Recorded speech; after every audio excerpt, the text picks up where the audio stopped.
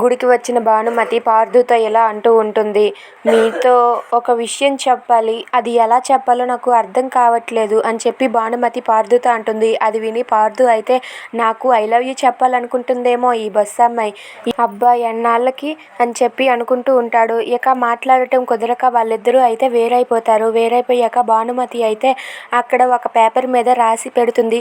Jeep అబ్బాయి, మీతో నాకు ఈ పెళ్ళి ఇష్టం లేదు, దయచేసి మీరే అర్థం చేసుకోండి అని చెప్పి ఆ లెటర్లో రాస్తుంది. దాంతో అక్కడ ఉన్న భానుమతి అయితే ఆ లెటర్ రాసి మడతపెట్టి ఈ లెటర్ ఎలాగైనా సరే అతనికి చేరేలా చేయాలి అని చెప్పి అనుకుంటుంది.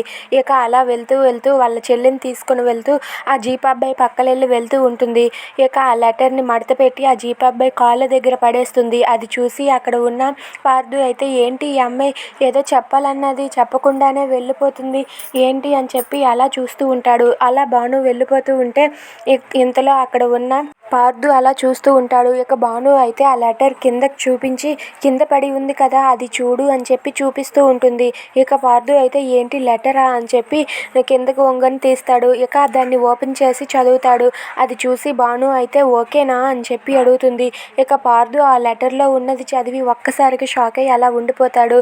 ఇక భాను అయితే చెప్పండి జీప్ అబ్బాయి ఓకే కదా అని చెప్పి అంటూ సైగలు చేస్తుంది. ఇక అక్కడ ఉన్న పార్థు అయితే ఆ లెటర్ చదివి షాక్ అయ్యి అలా ఉండిపోతాడు. If you like this video please like, share and subscribe friends. Thanks for watching.